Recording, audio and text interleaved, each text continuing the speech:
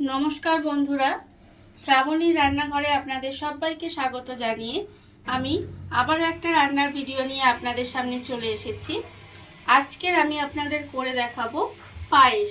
বাড়িতে আমি কিভাবে পায়েস বানাই সেটা আজকের আমি আপনাদের দেখাবো। তাহলে চলুন ভিডিওটা আপনারা দেখে নিন। পায়েস বানানোর জন্য প্রথমে নিতে হবে গোবিন্দভোগ চাল। এখানে আমি 200 গ্রাম মতো গোবিন্দভোগ চাল নিয়েছি। চালটাকে আমি ভালোভাবে ধুয়ে পরিষ্কার করে জল ঝরিয়ে রেখে দিয়েছি। এবারে আমি এর মধ্যে দেব ছোট চামচের হাফ চামচ পরিমাণে ঘি। ঘিটা দিয়ে এবারে খুব ভালোভাবে চালটাকে মেখে রেখে দিতে হবে। প্রায় 1 ঘন্টা মতো চালটা আমি এইভাবে ঘিয়ে মাখিয়ে রেখে দেব। চালের মধ্যে ঘি মাখিয়ে আমি প্রায় 1 ঘন্টা মতো রেখে দিয়েছিলাম। এবারে আমি অন্যদিকে গ্যাসটা অন করে একটা কড়া বসিয়ে দিয়েছি। এবারে আমি এর মধ্যে দেব প্রথমে জল। এখানে আমি ছোট কাপের 1 কাপ পরিমাণে জল দেব। খুব বেশি জল কিন্তু আমি এর মধ্যে দেব না। এখানে 1 কাপ পরিমাণে জল দিলাম। এবারে জলটা আমার একটু গরম হবে। জলটা আমার এখানে ভালোভাবে গরম হয়ে গেছে। এবারে এই চালটা যেটা আমি ঘি মাখিয়ে রেখেছিলাম সেই চালটা কিন্তু আমি এর মধ্যে দিয়ে দেব। আমি কিন্তু একটু জল দিয়ে চালটা সেদ্ধ হতে দিই, ডাইরেক্ট দুধের মধ্যে দিই না। আপনারা চাইলে কিন্তু এটা দুধের মধ্যে দিয়েও করতে পারেন, কিন্তু আমি এখানে একটু জলের মধ্যে রান্না হতে দিই। এবারে গ্যাসটা কমিয়ে এইভাবে একটু ঢাকা দিয়ে আমি চালটা রান্না হতে দেব। চালটা আমি প্রায় 40% মতো দেখুন সেদ্ধ হয়ে গেছে। পুরো কিন্তু সেদ্ধ হবে না। আর যে জলটা আমি দিয়েছিলাম সেই জলটা কিন্তু খুব ভালোভাবে শুকিয়ে নিতে হবে। জলটা যদি ভালোভাবে শুকিয়ে না নেওয়া হয় তাহলে কিন্তু পায়েসটা খেতে ভালো লাগবে না। আমি জলটা পুরো শুকিয়ে নেব।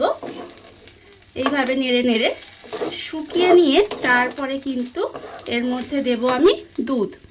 এখানে আমি 1.5 লিটার দুধকে ঘন করে রেখেছি ফুটিয়ে। সেই দুধটা আমি এই চালের মধ্যে এবারে ঢেলে দেব। দুধটা আমি চালের মধ্যে ঢেলে দিলাম। দিয়ে এবারে এটাকে খুব ভালোভাবে মিশিয়ে নেব। মিশিয়ে নিয়ে এইভাবে আমি কিন্তু আবারও প্রায় কিছুক্ষণ রান্না হতে দেব।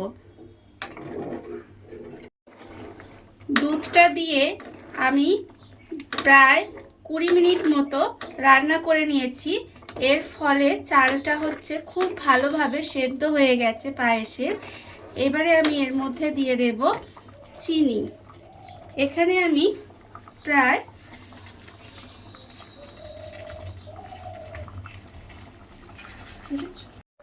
1.5 বাটি মতো চিনি দিয়েছি। 1.5 বাটি মানে এখানে আমি 200 যেহেতু চাল নিয়েছি আমি এখানে 400 গ্রাম মতো চিনি দিয়েছি। আর চিনিটা আপনারা কতটা দেবেন সেটা কিন্তু, কতটা মিষ্টি খাবেন সেটা বুঝে কিন্তু চিনিটা দেবেন। এবারে চিনিটা দিয়ে আবারও আমি এইভাবে কিছুক্ষণ রান্না হতে দেব যাতে চিনিটা খুব ভালোভাবে গুলে যায়। চিনিটা দিয়ে আমি কিছুক্ষণ রান্না করে নিয়েছি। এর ফলে চিনিটা আমার খুব ভালোভাবে গলে গেছে। এইবারে আমি এর মধ্যে দিয়ে দেব তেজপাতা। এখানে আমি 3টে তেজপাতা ধুয়ে রেখে দিয়েছি, সেটা দিয়ে দিলাম। আর আমি দেব প্রায় 8 থেকে 9টা মতো এলাচ ফাটিয়ে রেখেছি, ছোট এলাচ। সেই ছোট এলাচটাও আমি এর মধ্যে দিয়ে দিলাম। দিয়ে এবারে খুব ভালোভাবে আমি মিশিয়ে দেব। এবারে আমি এর মধ্যে দিয়ে দেব গুঁড়ো দুধ। গুঁড়ো দুধটা আমি এখানে 100 গ্রাম মতো গুঁড়ো দুধ রেখেছি। সেই দুধের মধ্যে আমি অল্প একটু দুধ তুলে রেখেছিলাম, লিকুইড দুধ। সেই দুধটা দিয়ে খুব ভালোভাবে দুধটাকে আগে গুলে নিতে হবে যাতে দুধের মধ্যে কোনো ডেলা না থাকে। এইভাবে গুলে নিয়ে তারপরে পায়েসের মধ্যে এটা দিয়ে দিতে হবে। গুঁড়ো দুধটা আমি খুব ভালোভাবে গুলে নিয়েছি। গুলে নিয়ে এবারে এই পায়েসের মধ্যে গুঁড়ো দুধটা গুলে দিয়ে দেব। আর গুঁড়ো দুধটা দিলে পায়েসটা কিন্তু খেতে খুব ভালো হয়, তাই আমি এখানে গুঁড়ো দুধটা ব্যবহার করেছি। এবারে গুঁড়ো দুধটা দিয়ে খুব ভালোভাবে এটাকে মিশিয়ে দিতে হবে। গুঁড়ো দুধটা দিয়ে আমি খুব ভালোভাবে মিশিয়ে দিয়েছি। এইবারে পায়েসটা আমার প্রায় রেডি হয়ে গেছে। এবারে ওপর থেকে আমি এখানে কাজু কিশমিশ রেখে দিয়েছি, সেই কাজু কিশমিশটা আমি ওপর থেকে দিয়ে দেব। দিলেই কিন্তু আমার পায়েস রেডি হয়ে যাবে। এইভাবে কাজু কিশমিশটা দিয়ে একটু মিশিয়ে নিলাম, নিয়ে গ্যাসটা অফ করে ঢাকা দিয়ে রেখে দিলেই কিন্তু পায়েস আমার তৈরি হয়ে গেল। দেখুন বন্ধুরা, বাড়িতে থাকা খুব সামান্য কিছু উপকরণ দিয়ে কত সুন্দর পায়েস তৈরি হয়ে গেছে, আপনারা দেখতেই পেলেন।